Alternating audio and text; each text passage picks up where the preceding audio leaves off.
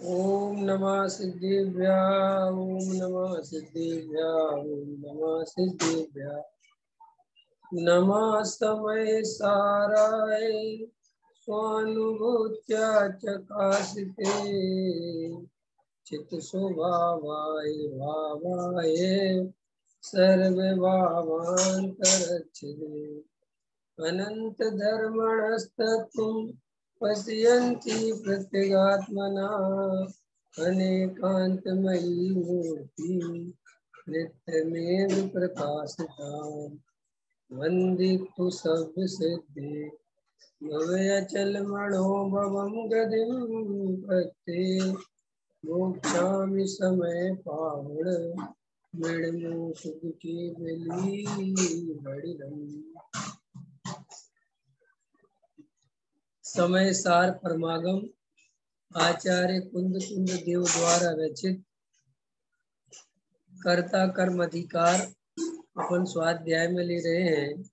गाथा नंबर 72 तक अपनी चर्चा हो गई है। आश्रमों के और आत्मा के बीच में जो अंतर कर लेता है, आश्रम का स्वरूप और आत्मा का स्वरूप पहचान लेता है और भेद पूर्वक आत्मा का अनुभव करता है, वह जीव आश्रम से निर्वृत्त होता है। ये चर्चा अपनी चल रही है।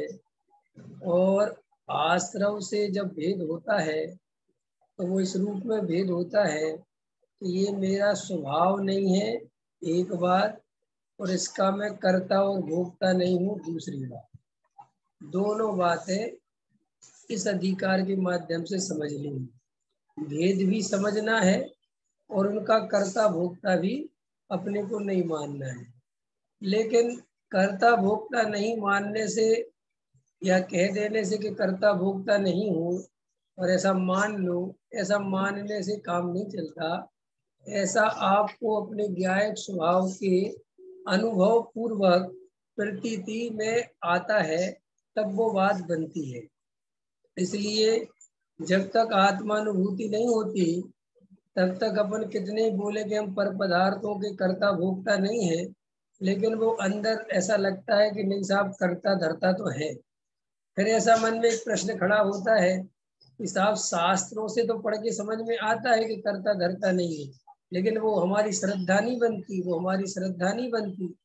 तो फिर वो उसमें भी गलती ये हो जाती है कि कई लोग फिर ऐसी भाषा समझाने लगते हैं कि श्रद्धा धीरे धीरे होती है। तुम पढ़ते रहो, समझते रहो, बार बार पढ़ते रहो तो फिर तुम्हारी श्रद्धा हो जाएगी। तो कई लोग क्या करते हैं कि वो सोचते हैं कि पंडित जी ने बोला है कि पढ़ते रहो, तो बस पढ़ते रहते हैं, पढ़ते रहते हैं।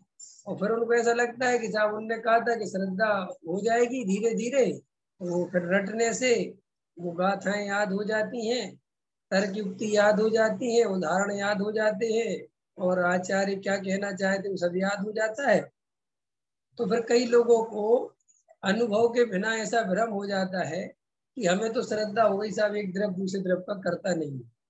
लेकिन जब परीक्षा की बारी आती है तो फिर बस फिर फिसल जाते हैं और फिर वो कहते साहब हम तो क्या करें, अभी क्या करें।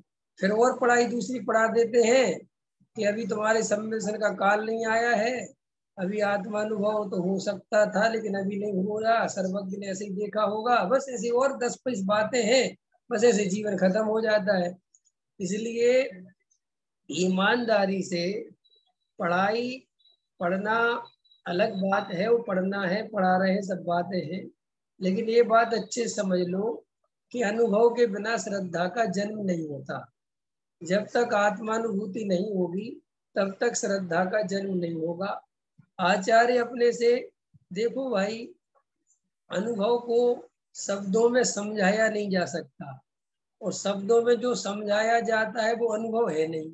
ये बात आपको हमेशा समझनी ही पड़ेगी। आप शब्दों को पकड़ोगे तो कहीं नहीं पहुंचोगे, शब्दों से प्रभावित होगे तो भी कहीं नहीं पहुंचोगे, क्योंकि शब्दों की बहुत ज्यादा कीमत नहीं है। शब्द तो मरे मरा है, शब्दों में रखा क्या है। जो वस्तु सो देखो, शांति, तो शांति कहने से थोड़ी शांति हो जाएगी, अंदर अनुभव होना चाहिए शांति का, ख्याल में है ना। तो ऐसे ही हम कितने ही आत्मा की, निर्विकल्प की, ज्ञायक भाव की बहुत महिमा करें, स्वभाव की बहुत महिमा करें, और अंदर ही अंदर अनुभव नहीं करें और खुश होते रहे कि मेरा स्वभाव ऐसा है, मेरा स्वभाव ऐसा है, इससे काम नहीं चलेगा। ये तो सब अहंकार को बढ़ाने के रास्ते हैं। कोई अपने को छोटा देखना नहीं चाहता, तो फिर भगवान ही दिखा दो तो क्या, इतनी बढ़िया बात है। आवाज आ रही ना मेरी?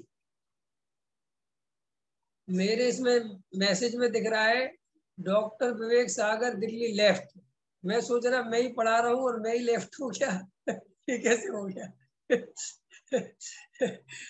मैं तो हूं ना भैया, आप लोगों को दिख रहा हूं ना मैं। हाँ, तो ठीक है। तो देखो, अपन को आज गाथा नंबर 73 की चर्चा करनी है, लेकिन मैं आपको बार बार निवेदन कर रहा हूँ, बार बार कह रहा हूँ कि बहुत ज्यादा शब्दों में नहीं उलझना, बहुत ज्यादा चक्करबाजी में नहीं पड़ना, बहुत शांति से बैठ के अपना वस्तु स्वरूप का विचार करना और आनंदित रहना।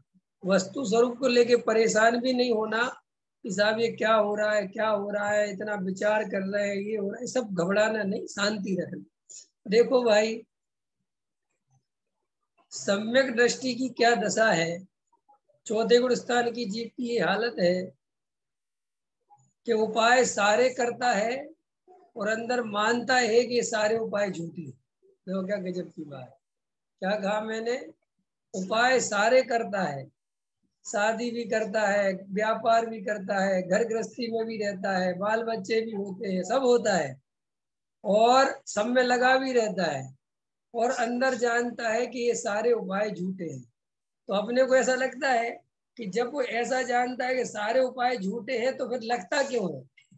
ख्याल में आया कि नहीं आया? वो छोड़ क्यों नहीं देता? वो छोड़ता नहीं है, इसी का नाम तो चारित्र मोह है, इसी का नाम तो पुरुषार्थ की कमजोरी है, इसीलिए तो वो चौथे गुण स्थान में है। अगर वो छोड़ देता और सब छोड़ के निकल सकता तो फिर गुण स्थान चौथा क्यों होता? फिर तो वो 5वें गुण स्थान वाला या मुनिराज बन जाता। क्लियर हो गई ना बात? इसलिए ये भी मन में बहुत प्रश्न आते हैं लोगों के कि साहब हमें ये बात समझ में नहीं आती। कल प्रश्न पूछा था, कल पूछा था, परसों भी ध्यान नहीं है, निधि जी ने कि साहब हम वो शरीर का इतना, जब शरीर अपना है ही नहीं तो शरीर का ध्यान क्यों रखते हैं? लोगों को क्या लगता है, हमने धर्म समझ लिया तो शरीर अलग है ये समझ लिया, तो अब शरीर का भी ध्यान क्यों रखें? ख्याल में है ना, शरीर तो अपने आप स्वतंत्रता से परिणमन करेगा, लेकिन साथ में ये नहीं समझा कि शरीर स्वतंत्रता से परिणमन तो कर रहा है, लेकिन ये शरीर की जो व्यवस्था है वो ऐसी है कि रोटी डालोगे पेट में तो ही पेट भरेगा। ऐसी व्यवस्था नहीं है कि साहब परिणमन स्वतंत्र है, तुम रोटी नहीं डालो और पेट भर जाए। ख्याल में है ना? दवाई डालोगे तो ही रोग दूर होगा। गाड़ी अपनी योग्यता से चलती है लेकिन पेट्रोल के बिना नहीं चलती। पंचम काल की गाड़ियां हैं ये। ख्याल में है ना? ये देवों के विमान नहीं है। अभी देवों के जो विमान होते हैं विनोद जी, वो पेट्रोल से चलते हैं कि बिना पेट्रोल से? है विनोद जी? पेट्रोल से चलते देवों के विमान के बिना पेट्रोल से? अलका जी, पेट्रोल से चलते हैं कि बिना पेट्रोल से चलते? बिना पेट्रोल से चलते हैं ना? है अलका जी? आवाज नहीं आ रही मेरी? अलका जी, नीमच वाली अलका जी, आवाज नहीं आ रही मेरी? आ रही है ना? मैं आपको अनम्यूट नहीं कर रहा हूं, आप इशारे से बता सकते हो। देवों के विमान पेट्रोल से चलते कि बिना पेट्रोल से चलते हैं? अरे यार, स्वाभाविक है पेट्रोल से तो नहीं चलते ना, पेट्रोल तो नहीं डालते ना देव विमान, यहाँ साहब नहीं डालते। तो अब पेट्रोल कितना ही महंगा हो जाए, देवों को क्या चिंता, क्या सोचना उनके लिए। लेकिन ये हाँ, अपनी जो मोटर गाड़ियां हैं अपनी तो पेट्रोल से चलती है ना, यहाँ साहब तो पेट्रोल महंगा होगा तो सोचना पड़ेगा कि नहीं साहब, वो गाड़ी तो अपनी योग्यता कि अपनी योग्यता से चलती है, लेकिन ऐसी योग्यता किसी गाड़ी की नहीं है कि बिना पेट्रोल के चल जाए। अंतर समझ में आया ना? पेट्रोल तो डालना पड़ेगा। तो ऐसे ही ये जो शरीर है, ये परम कौन सा शरीर है अपना? औदारिक शरीर। औदारिक है ना, हाँ, मैं क्रियक तो देव होगा औदारिक। तो जो औदारिक शरीर की व्यवस्था ऐसी ही है, इसको समय पे भोजन देना पड़ेगा, विटामिन का भी ध्यान रखना पड़ेगा, खाने पीने में भी ध्यान रखना पड़ेगा। अगर जहर खा लोगे तो मर जाओगे, ऐसे आप जहर खा ले जाओ, योग्यता होगी, देखते क्या होता है, क्या होगा, मरोगे, यही योग्यता है, ऐसी परिणाम है वस्तु का, उसमें क्या सोचना। इसलिए ऐसी बातें अपन को ख्याल में जल्दी आती हैं साहब, जब दो तरफ भिन्न भिन्न हैं, लेकिन उनमें निमित्त नैमित्तिक संबंध भी हैं, और वो जैसा उनका परिणमन होता है उसके हिसाब से चलता है। लेकिन हाँ, अपने को कर्ता इस रूप में नहीं मानना कि साहब मैंने भोजन तो किया ना, कि भोजन होने योग्यता तो हुआ है, बस कर्ता बनने की जरूरत नहीं है। दवाई आज शरीर में जानी थी तो गए हैं, डॉक्टर के पास जाना था तो गए, अपन को क्या लगता मैं गया डॉक्टर के पास, ऐसा नहीं है, जाने की योग्यता थी तो वो भी तो पक्की है। जब हर द्रव्य का परिणमन स्वतंत्र है, तो तुम आज डॉक्टर के पास जाओगे कि नहीं जाओगे, ये परिणमन भी स्वतंत्र होना चाहिए कि नहीं होना चाहिए। यहीं से तो अपन कर्ता बन जाते हैं कि नहीं साहब, वो हम आखिर हम ही तो गए डॉक्टर के पास, नहीं जाने की योग्यता थी तो गए, नहीं थी तो नहीं गए। इसलिए सब जगह फ्री रहो, सहज रहो। देखो, सहजानंदी शुद्ध स्वरूपी, हम सहज कैसे रह सकते हैं, अपने आप से प्रश्न करो। शास्त्रों में लिखा है कि आत्मा सहजानंदी है, सहज परिणमन करना द्रव्य का अपना स्वभाव है। तो कभी अपने आप से प्रश्न किया करो कि सहज रहने का मतलब क्या है। सहज रहने का मतलब क्या है, ऐसा पाप में चले गए तो असहज, और पुण्य हो जाए तो सहज, मुनि बन जाए तो सहज, और संसार में शादी गृहस्थी में चले गए तो असहज। इसका नाम सहज असहज नहीं है, यही तो गलती है। हमें लगता है अच्छे अच्छे काम हो तो हम सहज हो सकते हैं, और बुरे काम हो तो काहे की सहज। बुरे में भी जो सहज रह सके तब तो सहज होने की कीमत है। नहीं समझ में आया। क्रोध आने पर, क्रोध के प्रसंग बने और क्रोध आ गया तो क्या है, इसमें क्या है, तो कोई बात ही नहीं है। क्रोध के प्रसंग बने और क्रोध नहीं आए, ये बहुत कीमतदार बात है।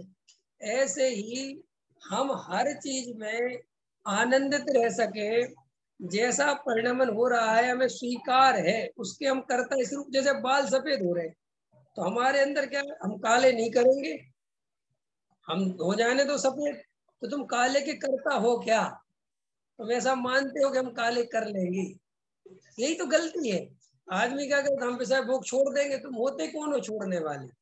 आप जैसे देखो, तुम्हें काले करने के विकल्प नहीं आए, भाव का बाल है ना, बाल, रोमित जी, बाल काले करने का विकल्प नहीं आया और एक दूसरे को आया, तो ऐसा मत मानो कि मैं बहुत पुरुषार्थी हूँ, देखो मैंने तो नहीं किया, उसने तो कर लिए। नहीं नहीं नहीं, मेरे को करने का विकल्प नहीं आया, क्योंकि मेरे बाल काले योग्य होने नहीं थे, इसलिए विकल्प ही नहीं आया।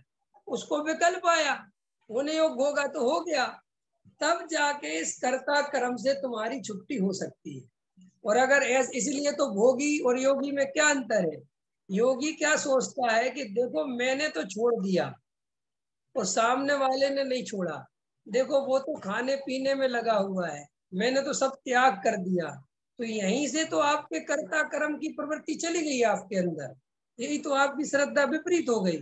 जबकि इसमें क्या सोचना था कि भैया उसकी ऐसी योग्यता है कि वो खा रहा है, और मेरी ऐसी योग्यता है कि मैं नहीं खा रहा हूं, तो तुम्हें इससे अहंकार का निर्माण नहीं होगा। लेकिन क्या होता है निधि जी, जैसे ही थोड़ा सा छोड़ा तो क्या लगता है, मैंने छोड़ा, मैंने छोड़ा, मैंने छोड़ा, मैंने छोड़ा। ख्याल में है ना ऋतु जी, ख्याल में आ रहा है। जबकि वास्तविकता ये है कि तुमने नहीं छोड़ा, तुम्हारी उपादान की ऐसी योग्यता थी कि वो छूट गया। तो ऐसा मानोगे तो सहज रहोगे, सरल रहोगे, विनयवान रहोगे, नम्र रहोगे, सहज और सुख और सहज अहंकार से बचोगे। लेकिन जब ऐसा मानोगे कि मैंने त्याग किया, मैंने त्याग किया और सामने वाले ने नहीं किया, तो अपने आप ही आपके अहंकार को रास्ता मिलेगा, अपने आप ही आप त्याग के नाम पर अहंकार पुष्ट करोगे। इसलिए तुमने देखा होगा बहुत से त्यागी वृत्ति, उनके अंदर एक अलग प्रकार का अहंकार पाया जाता है।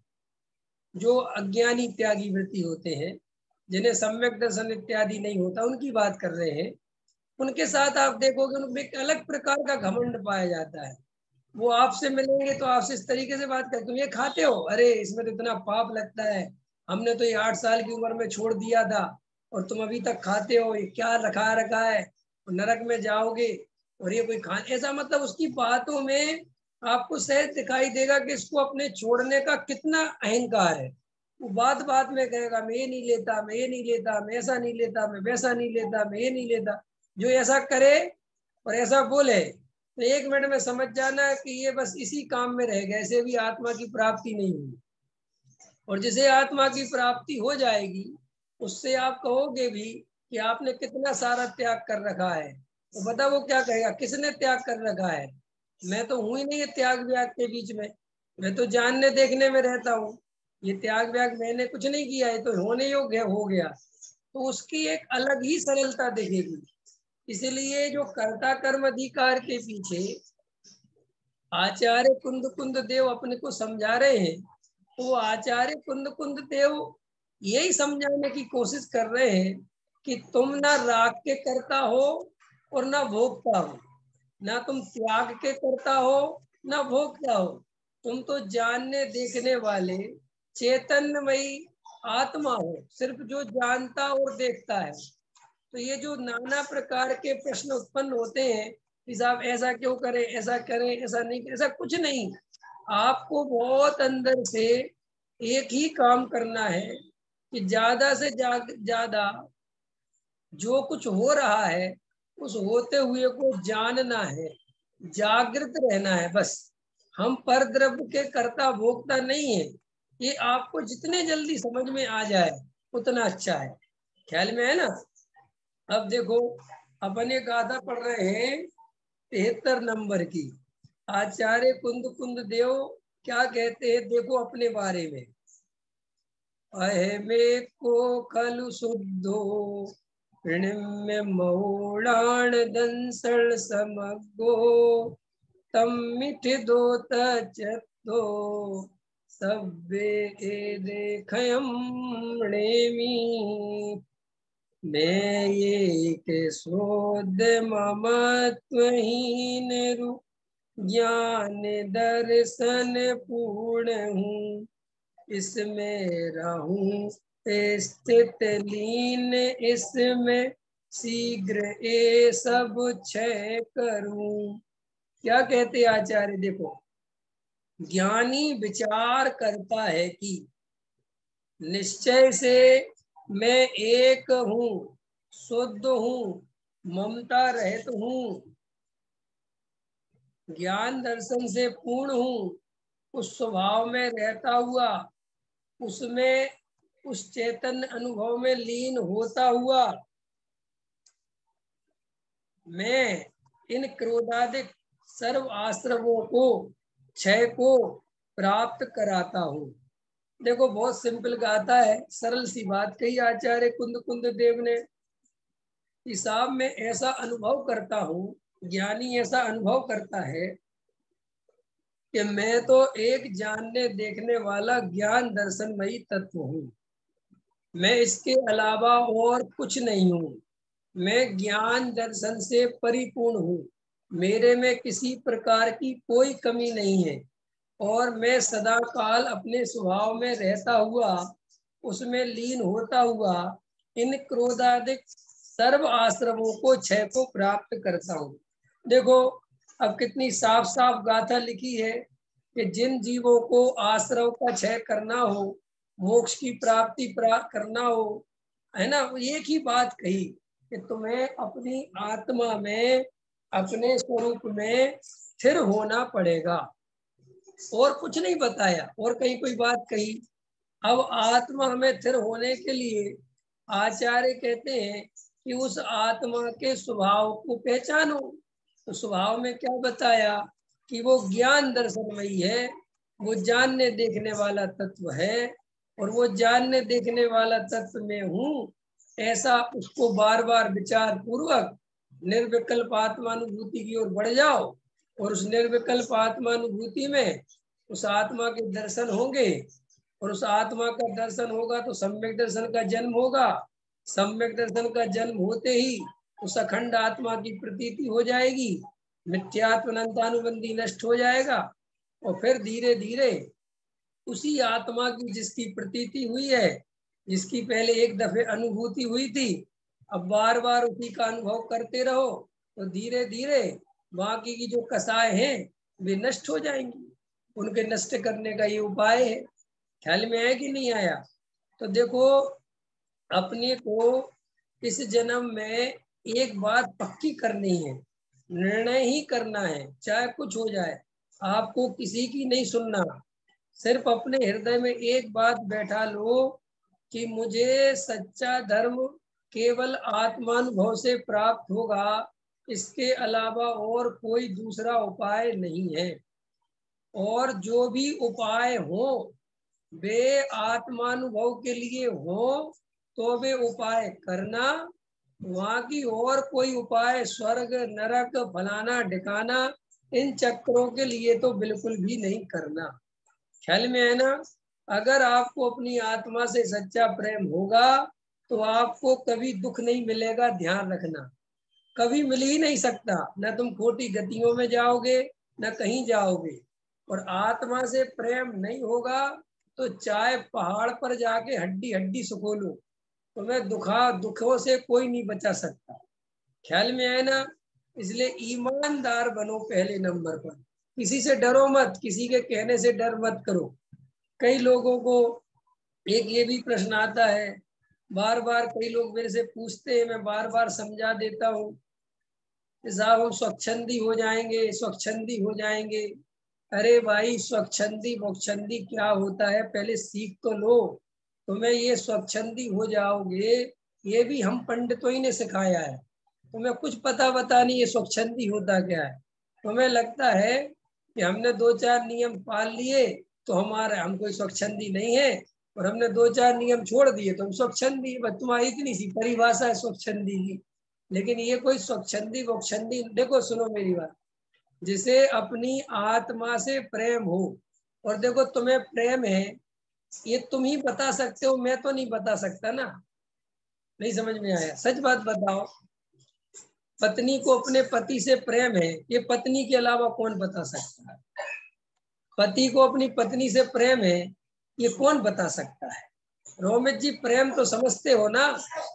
अभी ऐसा मत समझ लेना कि सभी पति पत्नी को प्रेम प्रेम होता है। 99% केस में प्रेम नहीं होता। 99% केस में होता है समझौता। समझौता मतलब होता है, सीधा सा गणित है, हम अकेले नहीं रह सकते, दुनिया बहुत बड़ी है, हमें एक आदमी की जरूरत महसूस होती है, हम उस शख्स को ढूंढने में असमर्थ होते हैं, हमें डर लगता है, हमारे माँ बाप हमारा समाज हमें चुन चुन के कि ये लड़की बहुत अच्छी है, हमने सब अता पता निकाला है, इसका घर परिवार बहुत अच्छा है, भविष्य में कोई दिक्कत नहीं आएगी।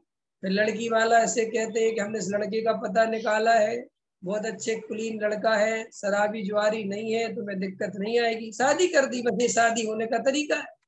अब शादी कर दी, तुमने कुछ उसकी जरूरतें पूरी करी, कुछ जरूरतें उसने तुम्हारी पूरी करी, बात खत्म हो गई। फिर तीसरी कहानी चालू होती है, बाल बच्चे हो जाते हैं, मजेदार है। प्रकृति में ये और गजब की चीज है, प्रेम चूल्हे में गया, बाल बच्चे पहले हो गए, और बाल बच्चे हुए तो प्रेम हुआ कि नहीं हुआ, बस ये बाल बच्चों में दोनों लग जाते, बस इनको पालो पोसो बड़ा करो, बात खत्म हो गई। कौन कब पूछता है कि तुम्हें हमसे प्रेम है भी कि नहीं?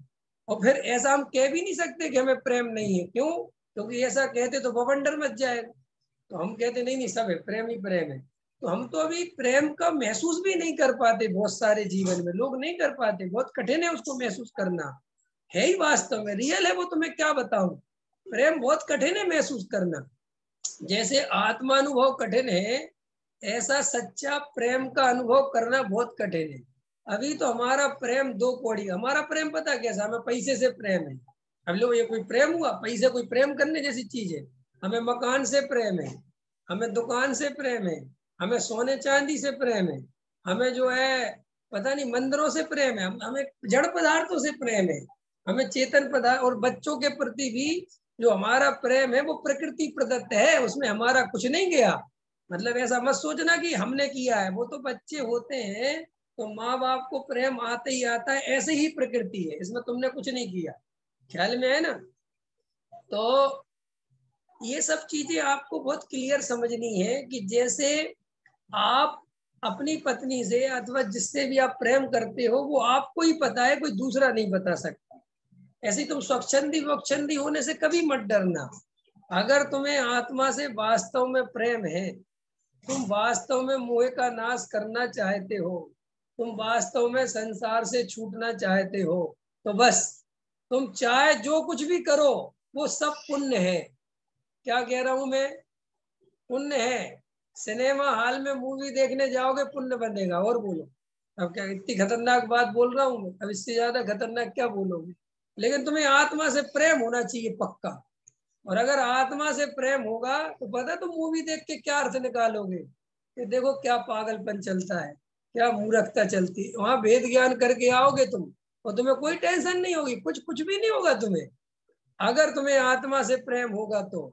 अब कई लोग ऐसे सिनेमा में सिनेमा देखने तो नहीं जाते, त्याग कर रखा है, और कमरों में बैठ के, धर्मशाला में बैठ के कल्पना करते रहते हैं कि सिनेमा हॉल में पता नहीं क्या मजा आता है, लोग क्यों जाते हैं इतना। अब बेचारों को कहीं ना कहीं ये तो लगता है कुछ तो मजा आता ही होगा। अब देखो इससे उससे ज्यादा अच्छे तो तुम हो कि तुम एक बार जाके देखा है, अपनी मन की तसल्ली कराए, ठीक है यार कोई दम नहीं है, फिर दोबारा मन हुआ फिर देखा, कोई घबराते क्यों हो? अगर तुम्हें आत्मा से सच में प्रेम होगा, तुम्हें जगत की कोई भी वस्तु आकर्षित नहीं कर सकती, ये मेरा दावा है। चाहे वो कश्मीर हो, चाहे वो मनाली हो, चाहे वो क्या क्या होता है, जो भी हो, कुछ भी हो, समझ में आए ना? तुम्हारे विदेश हो, कुछ भी हो, तुम कहीं भी जाओगे तुम्हें 100% लगेगा कि यार सुख तो आत्मा में है, कहीं कुछ नहीं है, ये पागलीपन है, भले ही मैं कर रहा हूँ। मतलब वो तुम पागलपन तुम्हें दिखेगा कि ये सब पागलपन है। ख्याल में है ना? अगर आत्मा से प्रेम होगा तो देखो, मैं तो इतना अनुभव करता हूँ, मैं पूरी तरह तुम्हारी तरह गृहस्थ हूँ, और तुमसे भी ज्यादा भ्रष्ट हूँ, ठीक है ना? तुम तो कम भ्रष्ट हो, मैं और ज्यादा भ्रष्ट हूँ। फिर भी मैं कहीं भी जाता हूँ तो मुझे अंतरंग से 100% कहीं भी रस नहीं आता, मुझे सब दिखाई देता है कि सब सब व्यर्थ का नाटक है, इसमें कुछ नहीं है, सुख है ही नहीं। मतलब कहीं पर भी सुख का क्षण कण भी दिखाई नहीं देता, कहीं नहीं दिखाई देता। ये आत्मा का ऐसा स्वरूप है। अगर तुम्हें आत्मा से सच्चा प्रेम होगा तो भाई साहब तुम सोच नहीं सकते, तुम अपने रोड चलते भिखारी को पैसा दोगे ना, तो उसे 10 रुपए भी दोगे और साथ में समझाओगे बेटा हो सके तो यार अपने को पहचान ले, तू कुछ नहीं रखा, तो ऐसा बोलोगे तुम, और भिखारी को रोड पैसे देते हुए निकल जाओगे। अब तुम कहोगे कि ऐसा ऐसा होता ही है, ऐसा स्वरूप ही है वस्तु का। इसलिए ज्ञानियों की करुणा अपार है। अपन लोग सोचते कि ज्ञानियों को इतनी करुणा क्यों आती है? करुणा अपने आप ही आती है, उनको लगता है कि यार इसको आत्मा पता चल जाए, बेचारा परेशान हो रहा है, क्योंकि सुख मुक्त है नहीं संसार। इसलिए स्वच्छंदी होने से तो नहीं डरना। अब आज का प्रवचन में इतने लिए बोल रहा हूँ, ये स्वच्छंद वक्षंद कुछ नहीं होता।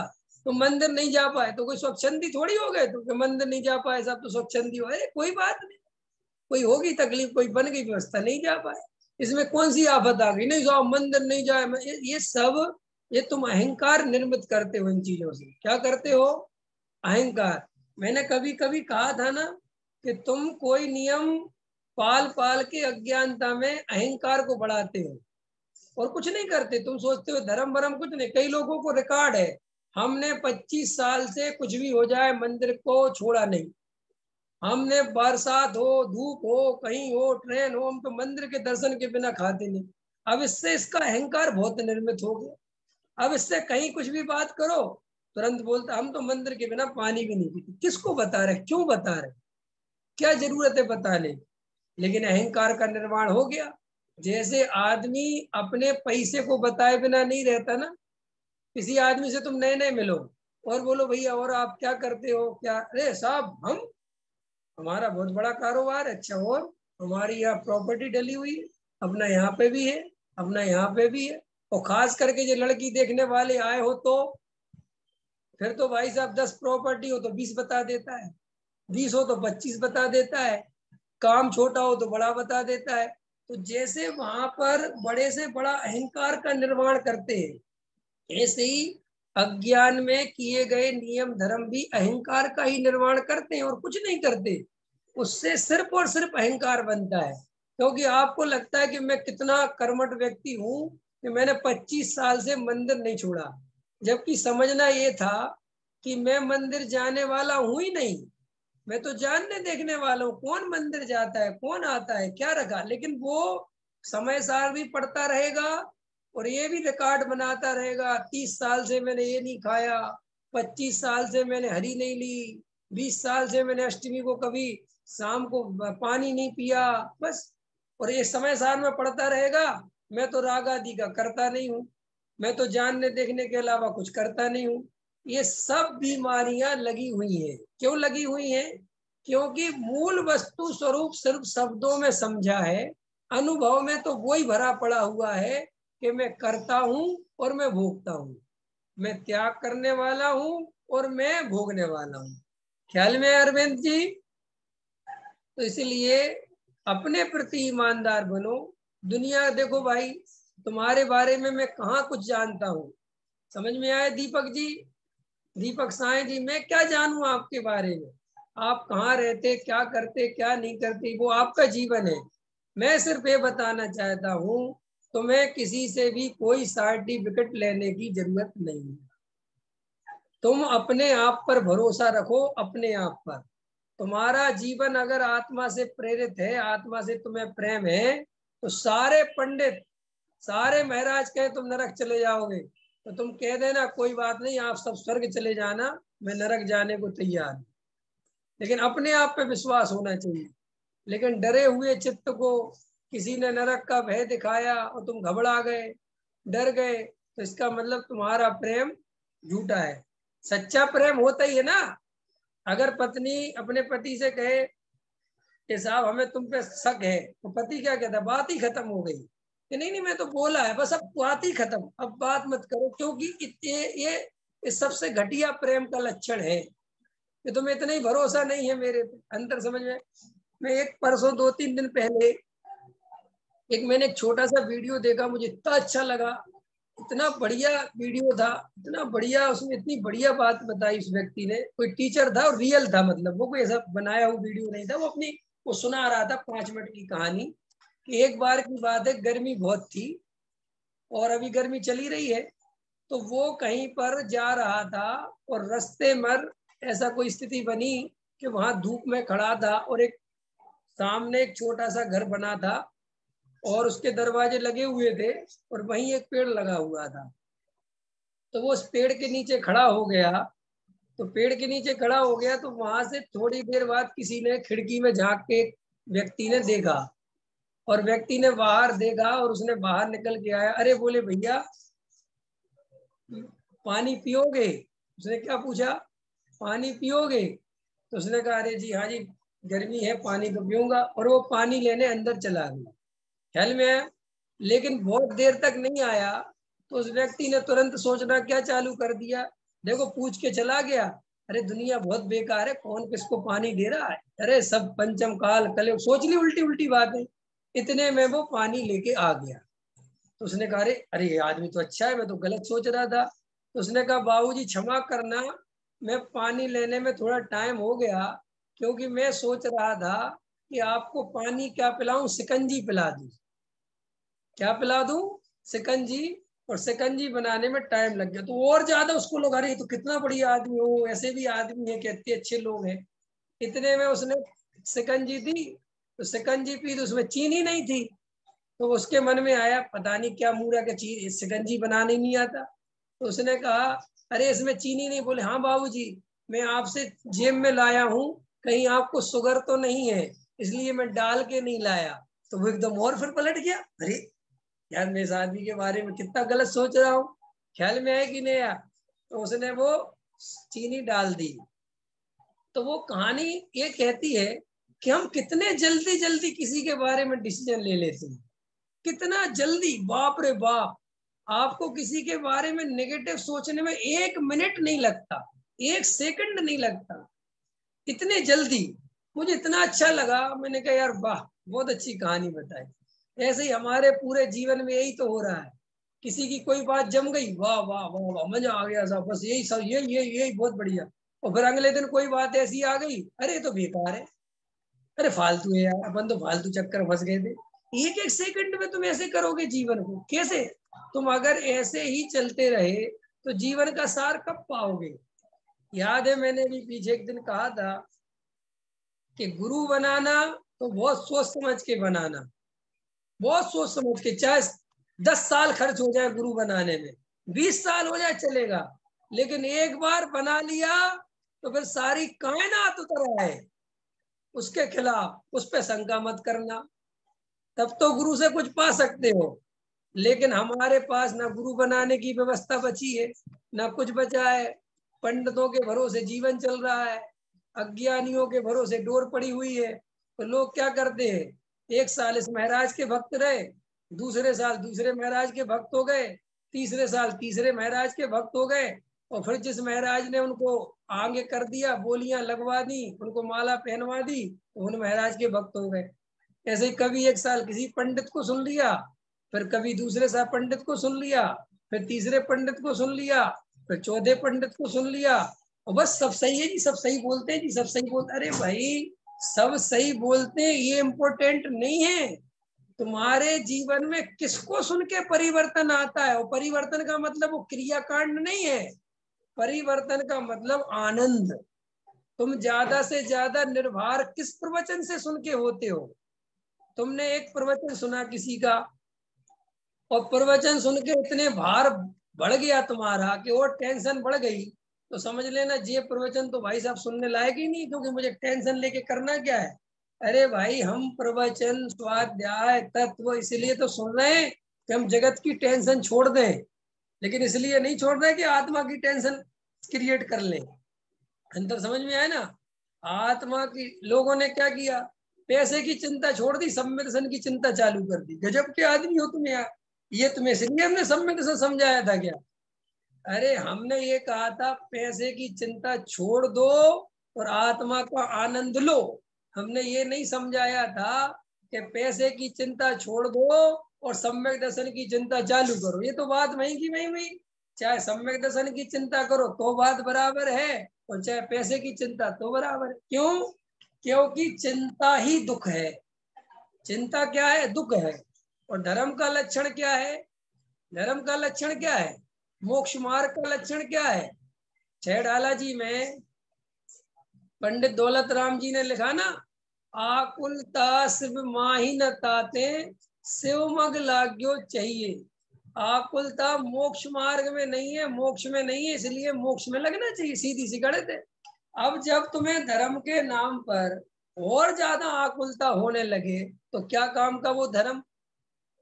अंतर समझ में? ऐसे धर्म को तो आग लगा देना उठा के। अरे धर्म मतलब जो आनंदित करे, आहा, जिसको सुन के लगे वाह रिलैक्स, जगत की भी चिंता चली जाए और आत्मा की भी चिंता चली जाए, बस आनंद ही आनंद रह जाए, वो है धर्म। ख्याल में आए ना? ये सब कोई नहीं है, तो ये तो उपदेश की शैली है कि अरे दीपक जी, उम्र हो रही है, बुढ़ापा आ रहा है भैया, जल्दी, ये सब शैली है, उपदेश शैली है। बाकी ना बुढ़ापा मेरा आता है, ना चिंता लेने का कोई विषय है। अभी से आनंद लेना चालू करो, जिस दिन से आत्मा सुनने मिला है। पकड़ में आया? तो ये गाथा क्या कहती है अपने से? तो स्वच्छंदता का अर्थ तो ख्याल में आ गया ना आप लोगों को? अब स्वच्छंदी होने का डर तो नहीं सता रहा किसी को है? सदा अलका जी, रीनू जी, स्वच्छंदी वक्षंदी होने का डर तो नहीं सता रहा? मेरे प्रवचनों में कई लोग मेरे से पता बाद में कहते हैं आपके प्रवचन बहुत अच्छे लगते हैं, लेकिन ऐसा लगता है हम कहीं भटक ना जाए। कोई बात नहीं, तुम भटक भी जाओगे तो भी चलेगा। क्यों? कि तुम भटके ही हुए हो, कौन से तुम सुधर गए हो? ऐसा थोड़ी है तुम्हें सम्मेलन हो गया है और मैं तुमसे तुम्हारा सम्मेलन छीन लूंगा। अरे सम्मेलन तो तुम्हें वैसे ही नहीं था, वैसे ही तुम हवा में लट्ठे चला रहे थे। क्या पता अब एक बार भटक के सही मार्ग मिल जाए तो यही आदमी सही है, इसमें क्या दिक्कत है? इसलिए डरना नहीं, घबराना नहीं, बस आत्मा से प्रेम करना, बस इतनी बात पक्की है। इतना प्रेम करो अपनी आत्मा से, इतना प्रेम करो, इतना प्रेम करो कि जब भी 4 मिनट मिले तो आत्मा की तरफ देखने लगो, जब भी आधा घंटा मिले तो बस आत्मा को याद करने लगो। ये प्रेम की निशानी है ना। प्रेम की निशानी क्या है? हम जिससे सच्चा प्रेम करते हैं उसका सबसे अच्छा लक्षण ये है कि जैसे ही हमारा माइंड फ्री हो और हमें उसकी याद आने लगे तो समझ लेना उससे हम प्रेम करते हैं। और हमें फ्री हो और बिल्कुल याद नहीं आए, हम रिश्तेदारों से कभी प्रेम नहीं करते, इसलिए रिश्तेदार कहते हमें तुम याद ही नहीं करते, क्योंकि हम वास्तव में उनसे प्रेम करते ही नहीं, तो हम याद क्यों करेंगे उनके लिए। ख्याल में है कि वो तो कहना पड़ता है हम आपको बहुत याद करते हैं। अब नंद बहुत सोचती है भाभी याद करे, भाभी बहुत सोचती नंद याद करे, कौन किसको याद करता है भाई? वो क्यों करे, जरूरत क्या है याद करने की? तो आत्मा से सच्चा प्रेम अगर आपको हो जाए तो आप ये समझ लेना आपने सम्यक दर्शन प्राप्त कर लिया। आपने ये समझ लेना कि भव के अभाव के काम कर लिया। आप ये समझ लेना आप मोक्ष मार्ग में चल गए। देखो भाई, जड़ की क्रिया से आत्मा का प्रेम नहीं होता। आत्मा को प्रेम करने के लिए आत्मा से ही प्रेम करना पड़ता है। अंतर समझ में आया कि नहीं आया? अरे संसार में, लोक में, दुनिया में भी ऐसा है। हालांकि कुछ लोगों में अकल कम होती है। जब देखो एक प्रसंग याद आता है, वो अच्छा है प्रसंग, कि स्त्रियों के प्रसंग में कि सीता जी का जब राम से शादी हो गई, तो जब शादी होके आ गई, कहाँ आ गए थे, कौन सी जगह थी वो, राम अयोध्या। तो वहां पे आ गए तो वो बोले तुम्हें कल जंगल जाना है। रामचंद्र जी को जो है वनवास सुना दिया। तो सीता जी से रामचंद्र जी ने कहा कि वनवास मुझे हुआ है, तुझे थोड़ी हुआ है, और तू महल में शांति से रहे, आनंदित, बढ़िया, और 14 साल बाद में आ जाऊंगा। तो सीता ने क्या जवाब दिया कि अरे मैंने महलों से शादी थोड़ी करी है, मुझे कोई महलों में रहने के लिए, इतना अगर महलों में रहना होता तो मेरे बाप के घर में क्या कमी थी, मैं वहीं रह आती। अंदर समझ में आया कि नहीं आया? तो मैंने आपसे शादी की है, अब आप जहां वहां में। देखो ये प्रेम समझ में है ना। अभी ऐसे ही कई जो समझदार पत्नियां होती हैं वे पति का प्रेम देखती हैं, वो कई जो मूर्ख होती वो तो कहती हैं हमें तुम्हारे प्रेम से कुछ लेना देना नहीं है। नहीं समझ में आया? तुम तो हमें गोल्ड दिलाते रहो समझ में आया? बढ़िया कपड़े दिलाते रहो और तुम्हें जो करना हो करो, हमें कोई मतलब नहीं।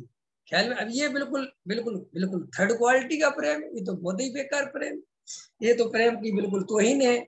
तो ऐसे ही अपन को ये बात समझना, दिमाग लगाना कि व्रतशील संयम आदि से आत्मा कैसे मिल सकता है। मैं पेट में रोटी नहीं डालूंगा, इससे आत्मा कैसे मिल जाएगा?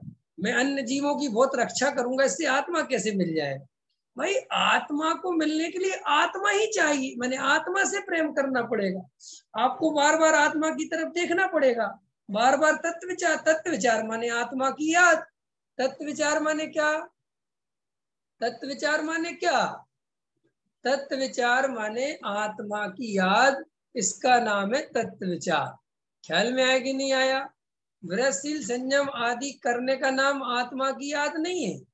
आप अष्टमी आ गई, आपने हरी नहीं ली, ये कोई आत्मा की याद नहीं है। वो अलग बात है कि आत्मा से इतना प्रेम हो जाता है किसी किसी को, इतना प्रेम बढ़ जाता है कि वो कहता है आज मुझे भोजन ही नहीं करना, मैं इतना डूबा हुआ हूं अपनी आत्मा में। ये एक अलग चीज है। और यही यही वास्तव में यही सच्चा नियम, यही सच्चे व्रतशील संयम है। इनसे ही जन्म होता है व्रतशील संयम का। व्रतशील संयम से आत्मा नहीं मिलता। आत्मा मिलता है तो उसका इतना आनंद आता है कि पर पदार्थों का संसर्ग करने की इच्छा नहीं होती। देखो सरल है ना, इसमें क्या है? तो बहुत अच्छी बात। देखो एक आध उदाहरण दे के समझा देता हूँ, आपको समझ में आ जाएगा। एक लड़का है, वो पहले जब शादी नहीं होती तो कभी चौराहे पे मिलता है, दोस्तों के साथ घूम रहा है, रात के 11 बजे 12 बजे आ रहा है, कर रहा है ये वो कुछ भी। और जब उसी की शादी हो जाती है उसके दोस्त फोन करते हैं, क्योंकि कई की तो होती नहीं, उसकी हो चुकी होती, तो मैं कहते यार तुम बदल गए। बदलेगा ना, अब तुमसे ज्यादा सुख उसे कहीं और मिल रहा है तो तुम्हारे पास क्यों आएगा? ऐसे ही जब आत्मा में सुख मिलता है तो आदमी को बाहर के पर पदार्थों के प्रति अपने आप भाव नहीं आता, उसमें कुछ है ही नहीं ऐसा मतलब। लोग पता नहीं इतने हल्ला क्यों मचाते। मुझे ऐसा इतना सरल लगता है गणित, और एकदम लॉजिकल लगता है, एकदम सिस्टमेटिक लगता है कि बात ठीक है, मुझे आत्मा का प्रेम मिलेगा तो मुझे बाहर का प्रेम अपने आप कमजोर पड़ेगा। लेकिन ऐसा कौन सा नियम है कि मैं बाहर का प्रेम सबसे पहले कमजोर कर दूं तो मुझे आत्मा से प्रेम हो जाएगा? ये क्या चक्कर है? दुनिया में भी कहीं ऐसा तो नहीं कहा करते लोग कि तेरी शादी करेंगे अगर तू दोस्तों का साथ छोड़ देगा? कोई करता है ऐसा? करता है पंकज जी? है अपने बेटे से ऐसा समझाते हो कि अब तू 22 साल का हो गया, अब तेरा साथ छोड़ दे दोस्तों का, अगर तुझे शादी करनी है? वो कहते व्यर्थ की बात है। अरे तुम शादी करो, ये अपने आप साथ छोड़ देगा, उसमें छोड़ने की जरूरत क्या है? ऐसे ही तुम आत्मा से प्रेम करो, तुम्हें अपने आप ही समझ में आ जाएगा कि मुझे क्या करना है और क्या नहीं करना है। और उसकी कैटेगरी है 5वें गुण स्थान में, समझ गए? चौथे गुण स्थान में माने सगाई हो गई, समझ में आया? 5वां गुण स्थान माने सगाई हो गई, मिल भी गए लेकिन मायके चली गई, समझ में आया ना? और 6वें 7वें गुण स्थान में घर में ही है लेकिन बीच बीच में मुझे दुकान जाना पड़ता है तो बीच बीच में कम मिलते हैं, समझ में आया? ऐसा आत्मा का बिल्कुल ऐसा ही सिस्टम समझो।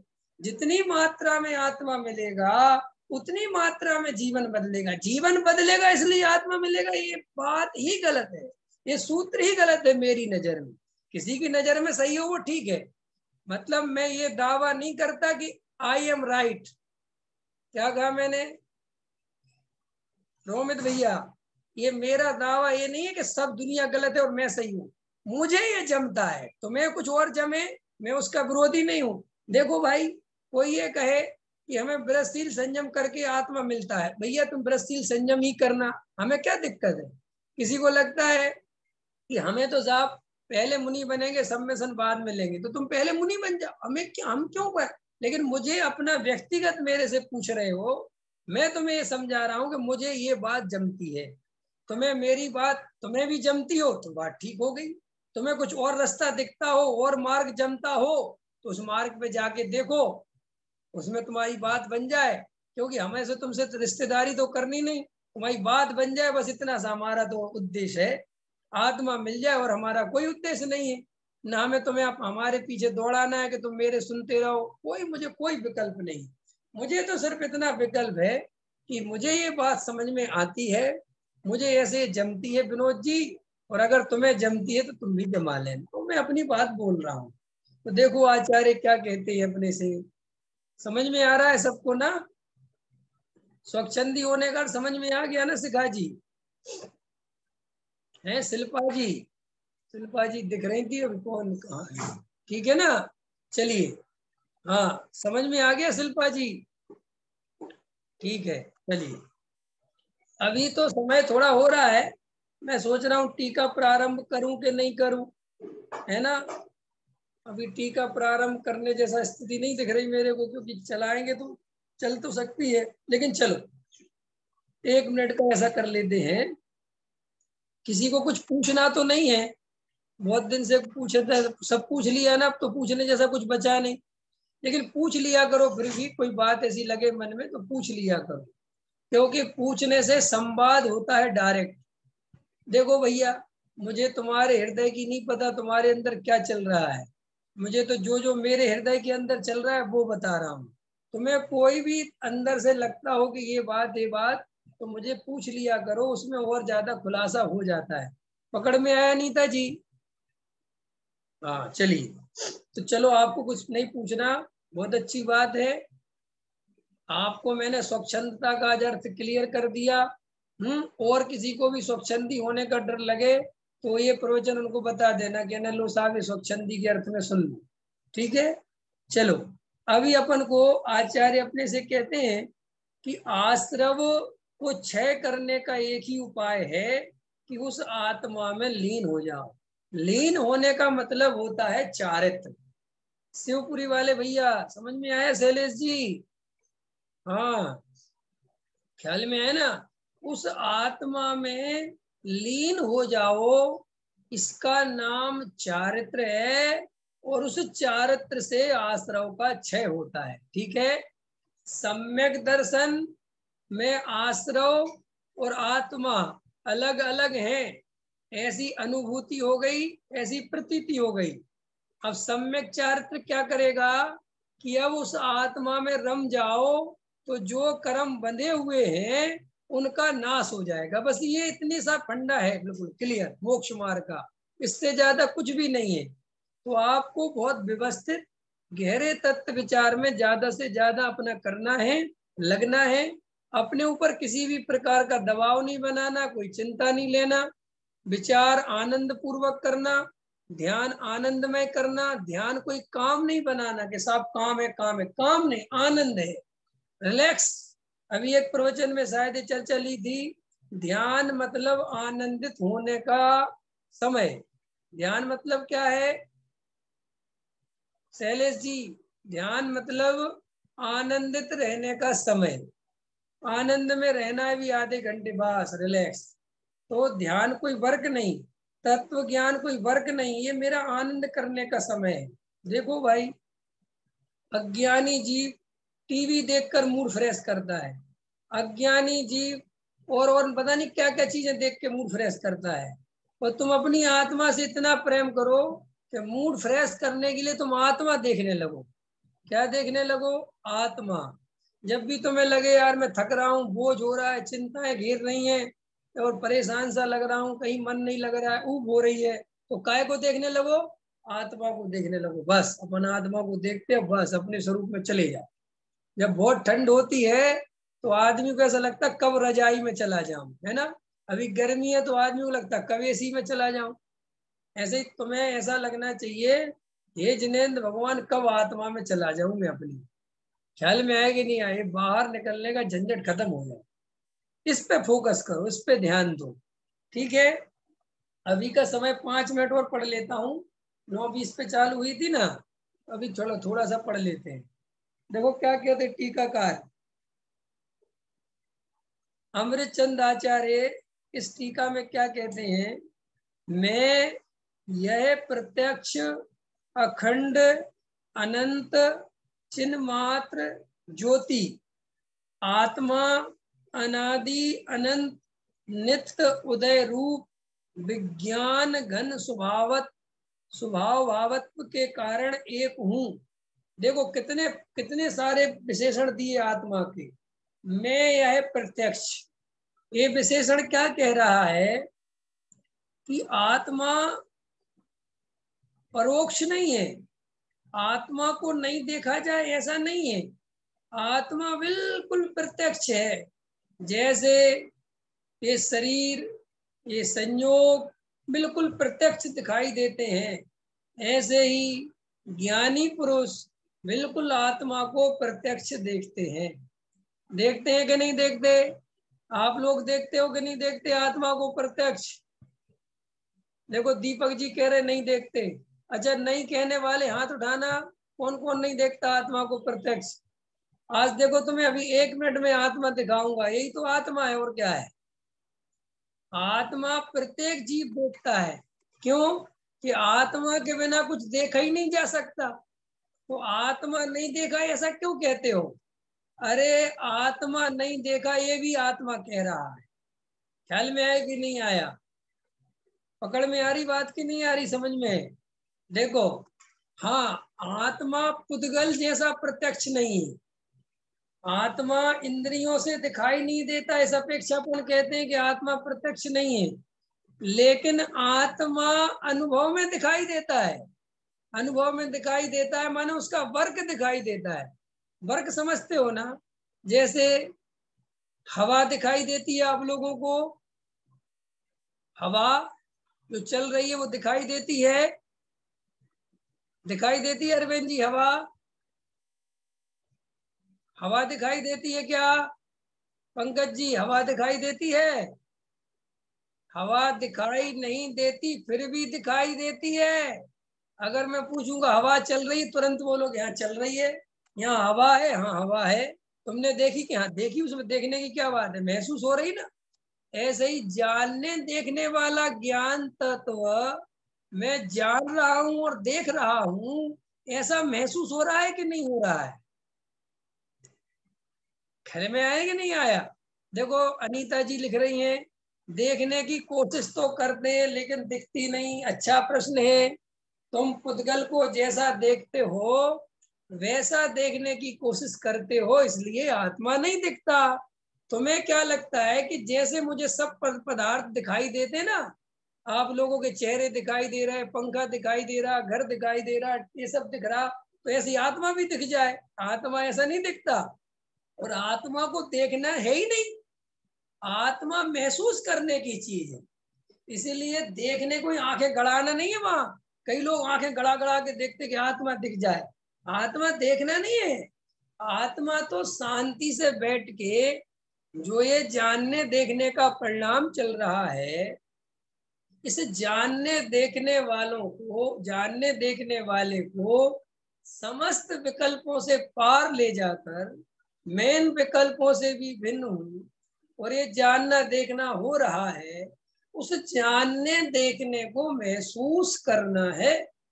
सिर्फ महसूस करना है, सिर्फ महसूस करना है कि मैं जान रहा हूँ, देख रहा हूँ। शांति से तो देखो, ये विकल्प आ रहे हैं, जा रहे हैं, मैं जान रहा हूँ, मैं देख रहा हूँ। ये शरीर हिल रहा है, ये शब्द निकल रहे हैं, ये शब्द बोले जा रहे हैं, ये सब गर्दन हिल रही है, मैं जान रहा हूँ, मैं देख रहा हूँ, मैं देखो। तो ये जानने देखने को महसूस करो। क्या करो? जानने देखने को क्या करो? महसूस करो। इसका नाम है मैं, यह है प्रत्यक्ष। फिर क्या है? अखंड। अखंड का अर्थ क्या लेना? कि उसमें किसी भी प्रकार का खंडपना नहीं है। क्या नहीं है? खंडपना। मतलब ये जो छह उपसम ज्ञान है, इसमें तो क्या होता है? खंडपना होता है। अभी कुछ जाना, फिर कुछ जाना, फिर कुछ जाना। तो जैसे पर पदार्थों के आकार के कारण ज्ञान में खंडपना दिखाई देता है, तो आचार्य कहते हैं कि वो आत्मा में खंडपना नहीं है। वो तो पर पदार्थ अलग अलग जाति के, अलग अलग आकारों के हैं। आत्मा तो सदा काल एक रूप अखंड है। अखंड माने उसमें किसी भी प्रकार का पर पदार्थों के प्रवेश से खंडपना नहीं होता, क्योंकि उसमें किसी भी पर पदार्थ को प्रवेश नहीं मिलता। क्लियर हो गई ये बात? चलो फिर कैसा है? अनंत है। अनंत है माने उसका कोई अंत नहीं है। फिर कैसा है? चिन्ह मात्र ज्योति, केवल चैतन्यमयी है, जड़मयी नहीं है। सिर्फ सिर्फ और सिर्फ चैतन्य, चैतन्य, चैतन्य, चैतन्य, जानना देखना चैतन्य। ज्योति, ज्योति माने वही ज्ञान दर्शन। आत्मा अनादि अनंत नित्य उदय रूप है, अनादि काल से है, अनंत काल तक रहेगा।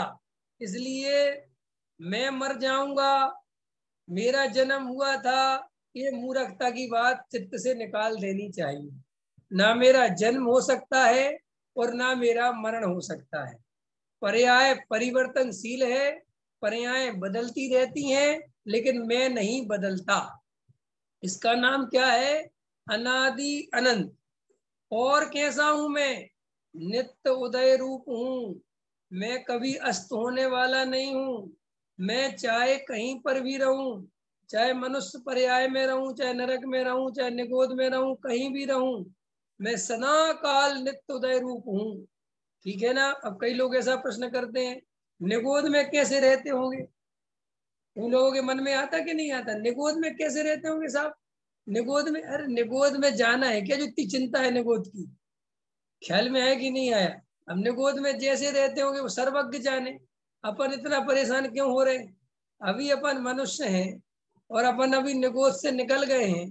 अपन वहां से निकल के अब आगे बढ़ सकते हैं, तो आगे की तैयारी करें ना। ज्यादा पुराने उस चीजों में क्यों सोचना? तो इसलिए प्रश्न लोगों के चलते रहते हैं। कुछ नहीं, इन बातों को हटाओ और देखो। विज्ञान घन स्वभाव भावत्व के कारण मेरा स्वभाव कैसा है? विज्ञान घन। घन माने होता है जिसमें किसी दूसरे का प्रवेश नहीं हो, उसका नाम है घन। और विज्ञान माने होता है विशिष्ट ज्ञान का धारी। और स्वभाव भावत्व के कारण, ऐसे स्वभाव को धारण करने के कारण, वह आत्मा कैसे स्वभाव को धारण किए हुए हुआ है? विज्ञान घन स्वभाव, कौन सा स्वभाव? विज्ञान घन स्वभाव, उसके कारण मैं एक हूं। एक हूं, दो नहीं हूं ना। अच्छा अपन दो है कि एक है? शिवपुरी वाले भैया, दो हैं अपन के एक? एक, ठीक है कि नहीं? तो एक में क्या लेना? केवल विज्ञान घन स्वभाव पकड़ना, राग देश के परिणाम नहीं पकड़ना, शरीर नहीं पकड़ना, संयोग नहीं पकड़ना। तो आएगा समझ में कि विज्ञान घन स्वभाव के कारण एक हूं। फिर इसमें लिखा कर्ता, कर्म, करण, संप्रदान, अपादान और अधिकरण स्वरूप से सर्व कारकों के समूह की प्रक्रिया से पार को प्राप्त जो निर्बल अनुभूति है, उस अनुभूति मात्र पने से शुद्ध हूँ। शुद्ध की कितनी बढ़िया व्याख्या करी। ना मैं किसी का कर्ता हूँ, ना मैं किसी का कर्म हूँ, ना मैं किसी का कारण हूँ, ना मैं किसी का संप्रदान हूँ, ना मैं किसी का अपादान हूँ, ना मैं किसी का अधिकरण हूँ। इस समस्त कर्ता कर्म की प्रक्रिया जो इन 6 कारकों से चलती है, उन 6 कारकों में मैं नहीं हूं। इसलिए मैं सदा काल शुद्ध हूं। क्योंकि अशुद्धता कहां से प्रवेश करती है? जब दो चीजों का संयोग हो तब अशुद्धता होती है। एक सिंगल चीज कभी अशुद्ध नहीं होती। तो यह आत्मा इन समस्त प्रक्रियाओं से पार अगर देखेंगे, मात्र अनुभूति स्वरूप देखेंगे, मात्र ज्ञानमय देखेंगे, मात्र जानने देखने वाला देखेंगे, तो आपको आत्मा में अशुद्धता दिखाई नहीं देगी। इसलिए जो लोग ये कहते हैं कि साहब आत्मा अशुद्ध है और आप कहते शुद्ध हो, उनकी कोई गलती नहीं है। क्यों गलती नहीं है? कि उन विचारों को राग देश से भिन्न कोई आत्मा है ऐसा पता नहीं। तो वो राग देश के परिणाम को मिला मिलाकर आत्मा का अनुभव करते हैं, तो उनको लगता है कि आत्मा शुद्ध है। और आचार्य कुंद कुंद देव आत्मा को राग द्वेष से भिन्न करके विज्ञान घन स्वभाव वाला अनुभव करते हैं, तो उनके मुख से निकलता है कि आत्मा शुद्ध है। तो दोनों की गलती है क्या कहीं पर भी? ना आचार्य कुंद कुंद देव गलत हैं और ना वो बेचारा अज्ञानी जीव गलत है। ख्याल में आए ना? फिर तीसरे आदमी वो है कि अनुभव तो करते हैं रागी द्वेषी आत्मा का और बोलते हैं आत्मा शुद्ध है। शुद्ध क्यों बोलते हैं? क्योंकि वो आचार्य कुंद कुंद देव ने बोला है। बस यहीं से गड़बड़ घोटाला हो जाता है। और मैं तुमसे कहता हूं कि तुम तब तक शुद्ध नहीं बोलना जब तक तुम्हारे अनुभव में शुद्ध नहीं आ जाए। फिर कोई तुमसे पूछे कि आत्मा कैसा है, तो तुम जवाब देना कि भाई ज्ञानियों ने तो आत्मा को शुद्ध कहा है अनुभव करके, लेकिन अभी मुझे अनुभव में अशुद्ध ही आता है, इसलिए मुझे तो अभी अशुद्ध ही दिखाई देता है। वहां की ज्ञानियों ने उसे शुद्ध कहा है और मैं उस शुद्ध आत्मा के अनुभव में प्रयास में लगा हुआ हूं। जिस दिन मुझे अनुभव शुद्ध हो जाएगा तब मैं तुमसे कह सकूंगा कि आत्मा शुद्ध है। देखो ऋतु जी, इतना सुलझा हुआ वक्तव्य होना चाहिए, कहीं उलझाव की गुंजाइश नहीं है। शुद्धता में भी कोई दिक्कत नहीं है और अशुद्धता में भी कोई दिक्कत नहीं है। लेकिन मैंने देखा है शुद्धता वाले अशुद्धता वालों का विरोध कर रहे हैं, अशुद्धता वाले शुद्धता वालों का विरोध कर रहे हैं, और हैं दोनों ही अज्ञानी। क्यों? क्यों दोनों क्यों अज्ञानी है? क्योंकि ज्ञानी कभी विरोध ही नहीं करता। ज्ञानी क्या नहीं करता? कभी किसी चीज का विरोध ही नहीं करता। ज्ञानी के पास कोई आए और कहे आप कहते आत्मा शुद्ध है, शुद्ध है, मैं कह रहा हूं आत्मा शुद्ध है, ज्ञानी कहेगा बिल्कुल ठीक, कोई दिक्कत नहीं, तुम्हारी दृष्टि से आत्मा अशुद्ध ही है। कितनी गजब की बात! उसमें क्या घबराना, क्या लड़ना? ख्याल में है कि नहीं है? इसमें क्या मुझे मतलब इतनी सी बात समझ में नहीं आती कि लोगों को इतनी बातों में रस क्यों परेशान होते हैं। इतना सच्चा वस्तु का स्वरूप साफ सुथरा है, ना कोई ज्ञानी की गलती है ना कोई अज्ञानी की गलती है। अरे भाई, जिसको जैसा अनुभव में आ रहा है वो बेचारा वैसे ही तो बोलेगा। हम जबरदस्ती में ही कुछ का कुछ बोले जा रहे हैं। अनुभव में कुछ आ रहा है और बोल कुछ और रहे हैं। ठीक है ना? तो आपको भी जो अनुभव में आता है वो बोला करो। उससे क्या होगा? उससे तुम ईमानदार बनोगे, और ईमानदार बनोगे तो कुछ पाओ जाओगे। और अगर बेईमान बोलोगे, शुद्ध अनुभव में आ रहा है अशुद्ध, तो हम तुम्हें कब समझा पाएंगे कि शुद्धता का मतलब क्या है। पकड़ में आया? तो ऐसा गहराई से अवलोकन करना, विचार करना। अभी का समय हो गया भैया। ठीक है। सहजानंदी शोध स्वरूप अविनाशी